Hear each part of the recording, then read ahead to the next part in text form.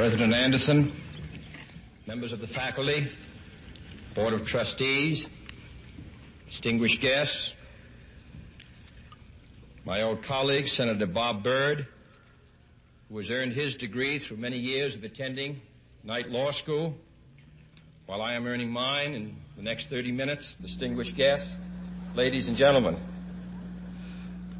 It is with great pride that I participate in this ceremony of the American University, sponsored by the Methodist Church, founded by Bishop John Fletcher Hurst, and first opened by President Woodrow Wilson in 1914. This is a young and growing university, but it has already fulfilled Bishop Hurst's enlightened hope for the study of history and public affairs in a city devoted to the making of history and to the conduct of the public's business.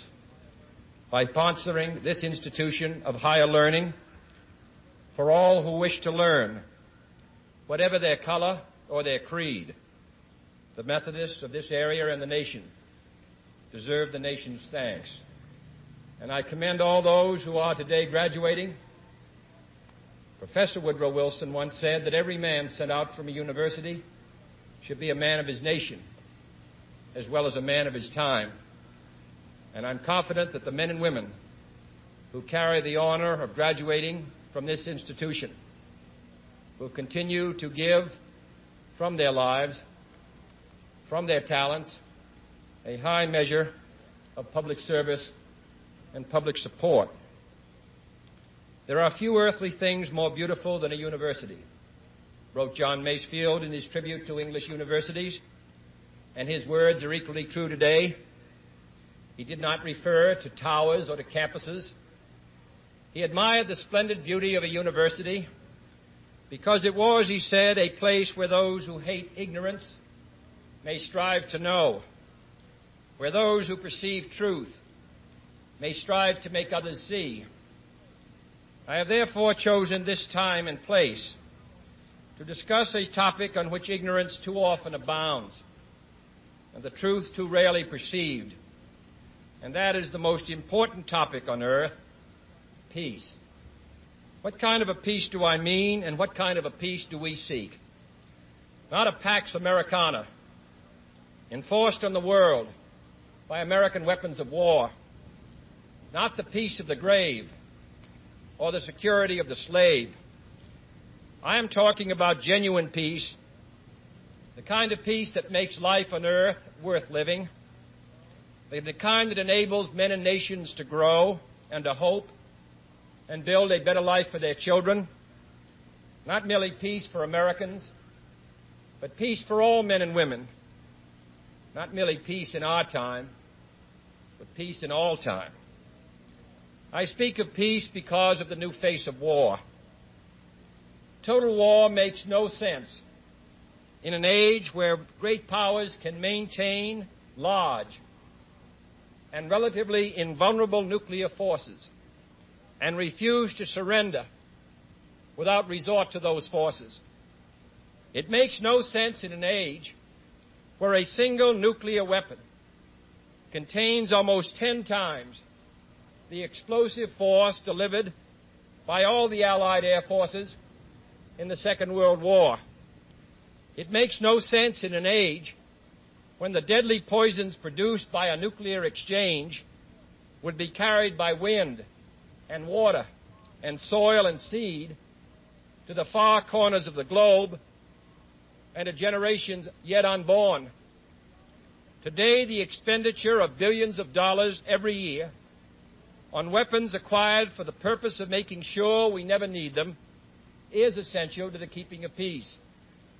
But surely the acquisition of such idle stockpiles, which can only destroy and never create, is not the only, much less the most efficient, means of assuring peace. I speak of peace, therefore, as the necessary, rational end of rational men. I realize the pursuit of peace is not as dramatic as the pursuit of war, and frequently the words of the pursuers fall on deaf ears, but we have no more urgent task. Some say that it is useless to speak of peace or world law or world disarmament, and that it will be useless until the leaders of the Soviet Union adopt a more enlightened attitude. I hope they do. I believe we can help them do it. But I also believe that we must re-examine our own attitudes as individuals and as a nation, for our attitude is as essential as theirs. And every graduate of this school, every thoughtful citizen who despairs of war and wishes to bring peace should begin by looking inward, by examining his own attitude towards the possibilities of peace, towards the Soviet Union, towards the course of the Cold War, and towards freedom and peace here at home.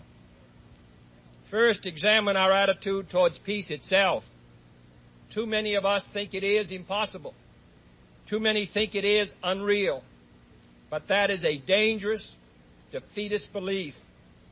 It leads to the conclusion that war is inevitable, that mankind is doomed, that we are gripped by forces we cannot control. We need not accept that view.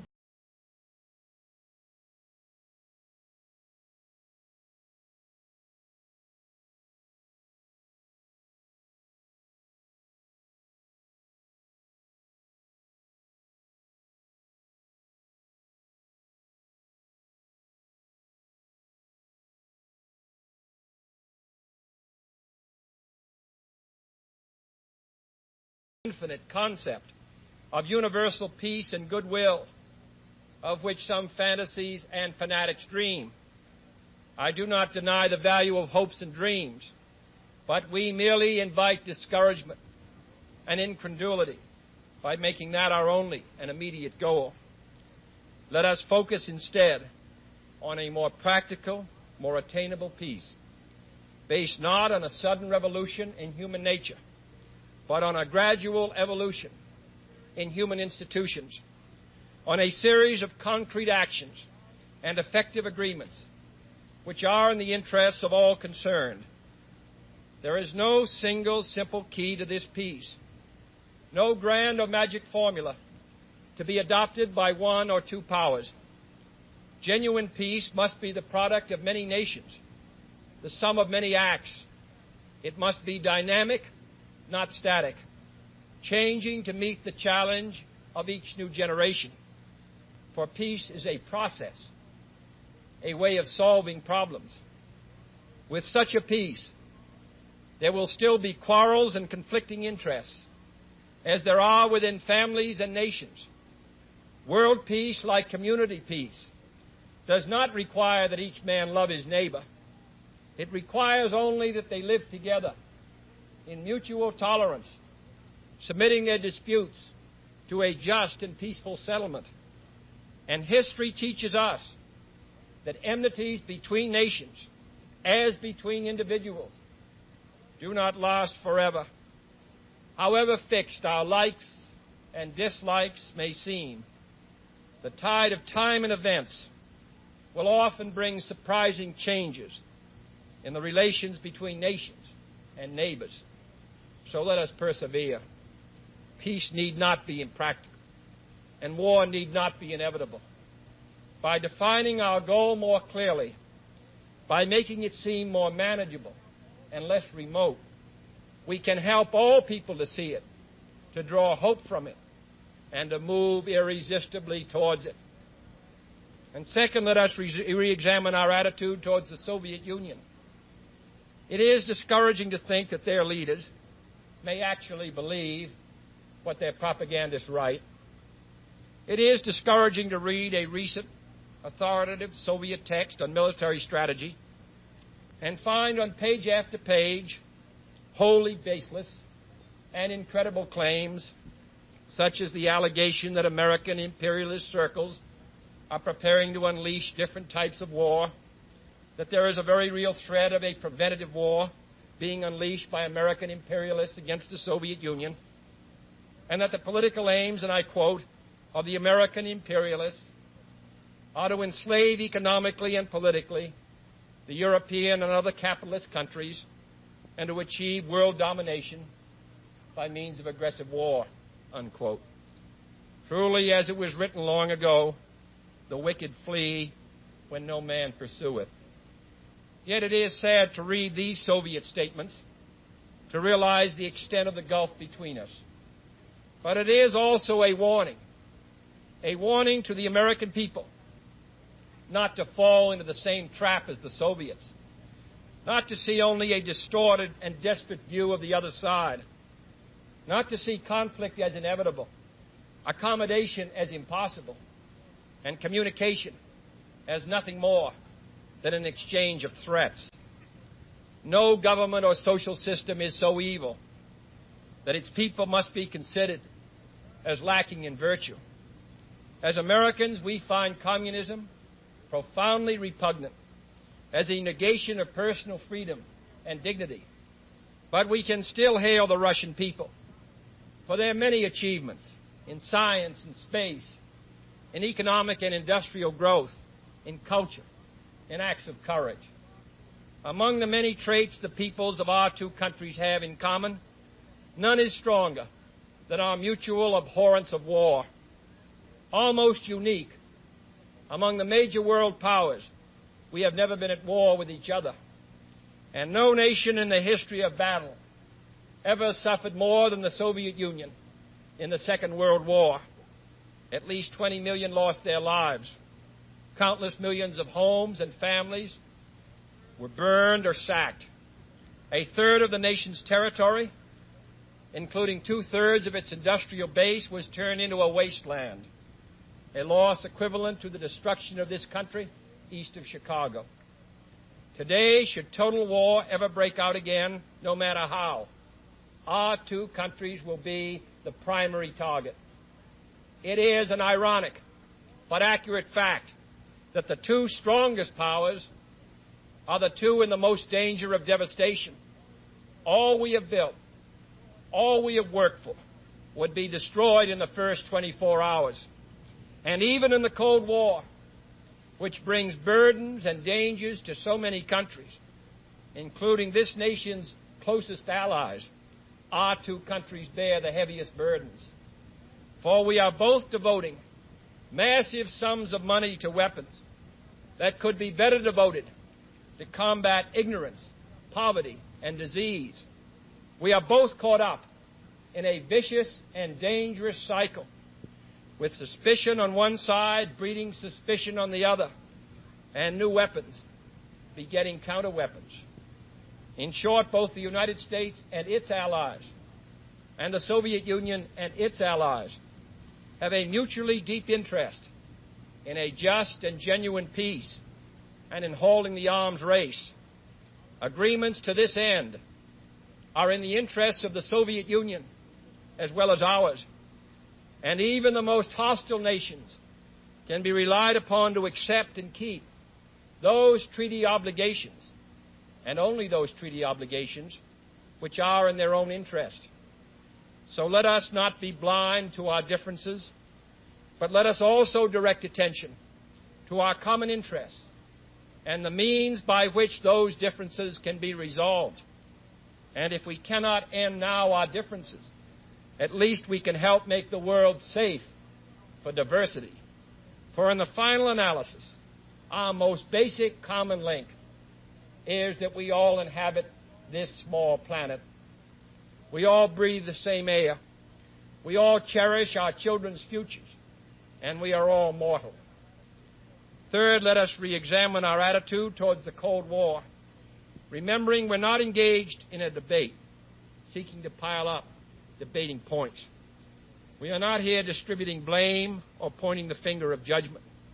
We must deal with the world as it is, and not as it might have been had the history of the last 18 years been different. We must therefore persevere in the search for peace, in the hope that constructive changes within the communist bloc might bring within reach solutions which now seem beyond us.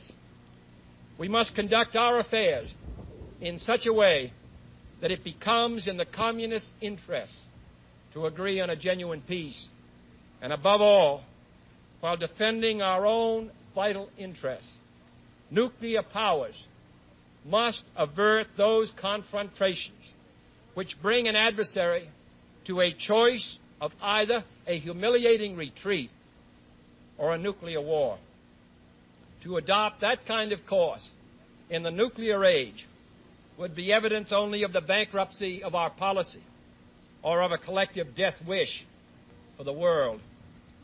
To secure these ends, America's weapons are non-provocative, carefully controlled, designed to deter, and capable of selective use. Our military forces are committed to peace and disciplined in self-restraint.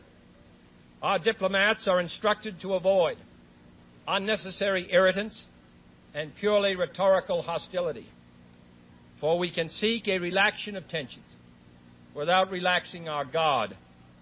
And for our part, we do not need to use threats to prove we are resolute. We do not need to jam foreign broadcasts out of fear our faith will be eroded. We are unwilling to impose our system on any unwilling people, but we are willing and able to engage in peaceful competition with any people on earth. Meanwhile, we seek to strengthen the United Nations to help solve its financial problems, to make it a more effective instrument for peace, to develop it into a genuine world security system, a system capable of resolving disputes on the basis of law, of ensuring the security of the large and the small, and of creating conditions under which arms can finally be abolished.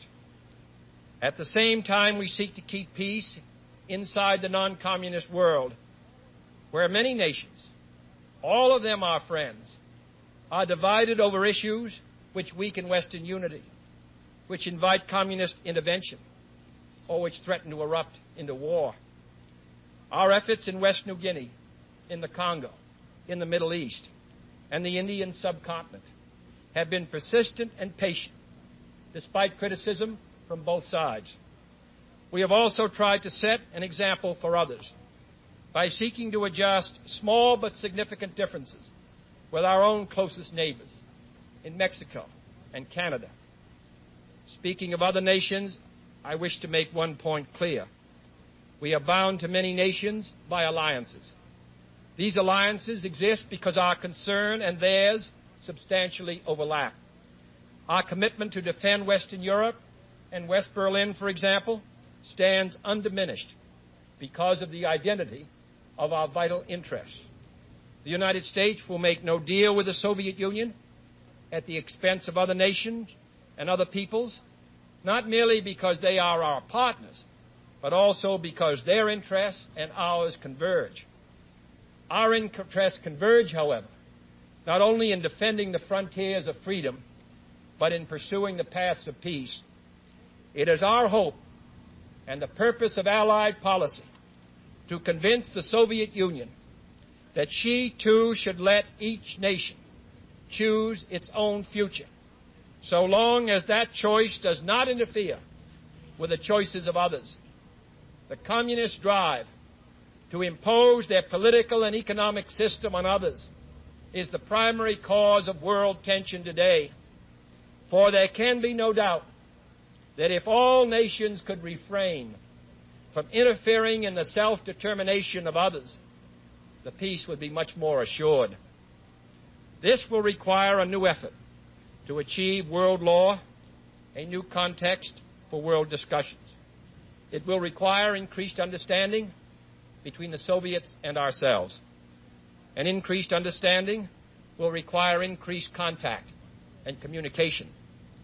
One step in this direction is the proposed arrangement for a direct line between Moscow and Washington to avoid on each side the dangerous delays, misunderstandings, and misreadings of others' actions which might occur at a time of crisis.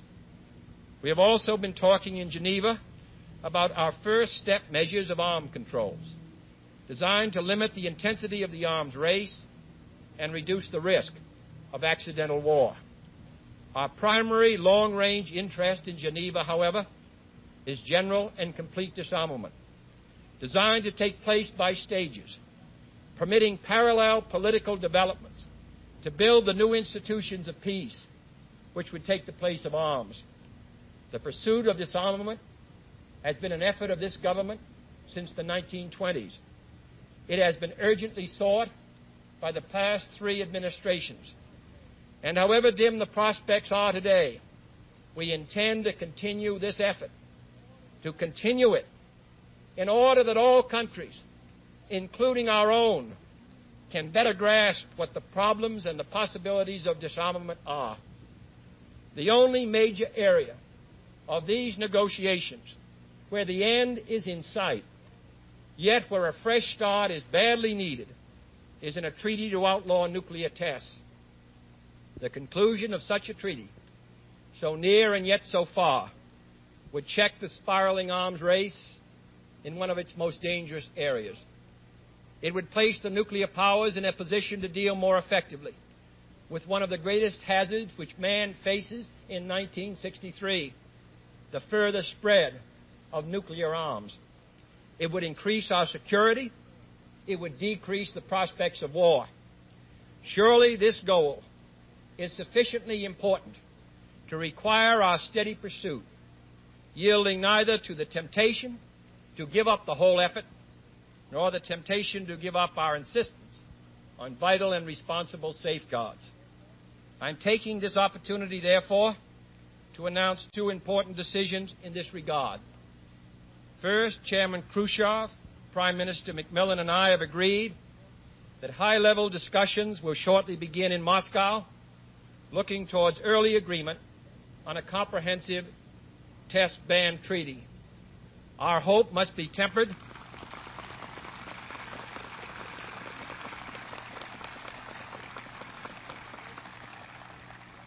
Our hopes must be tempered with the caution of history, but with our hopes go the hopes of all mankind. Second, to make clear our good faith and solemn convictions on this matter, I now declare that the United States does not propose to conduct nuclear tests in the atmosphere so long as other states do not do so. We will not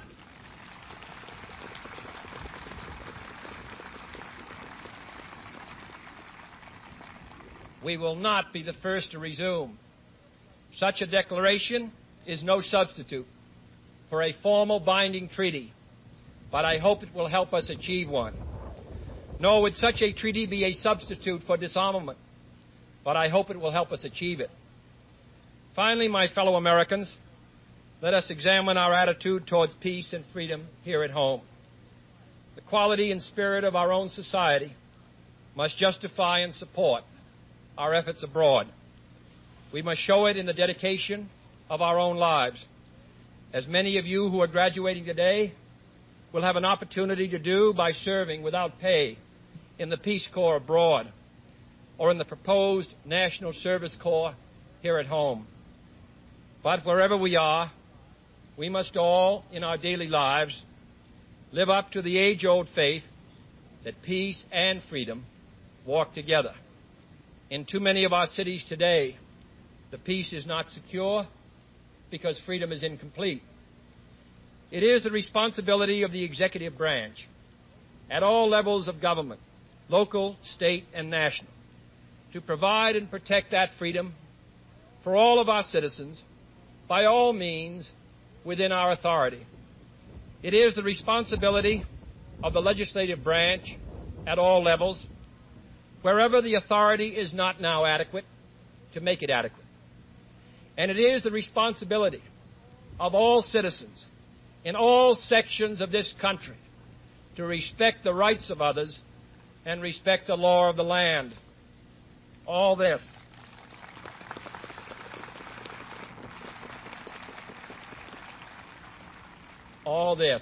is not unrelated to world peace. When a man's way please the Lord, the Scriptures tell us, he maketh even his enemies to be at peace with him. And is not peace, in the last analysis, basically a matter of human rights? The right to live out our lives without fear of devastation, the right to breathe air as nature provided it, the right of future generations to a healthy existence. While we proceed to safeguard our national interests, let us also safeguard human interests. And the elimination of war and arms is clearly in the interest of both. No treaty, however much it may be to the advantage of all, however tightly it may be worded, can provide absolute security against the risks of deception and evasion. But it can, if it is sufficiently effective in its enforcement, and it is sufficiently in the interest of its signers, offer far more security and far fewer risks than an unabated, uncontrolled, unpredictable arms race. The United States, as the world knows, will never start a war. We do not want a war. We do not now expect a war. This generation of Americans has already had enough, more than enough, of war and hate and oppression.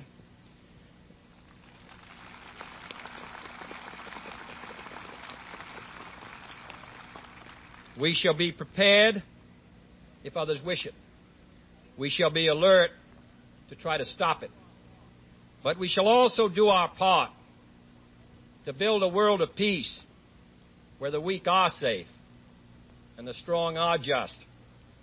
We are not helpless before that task or hopeless of its success. Confident and unafraid, we must labor on, not towards a strategy of annihilation, but towards a strategy of peace.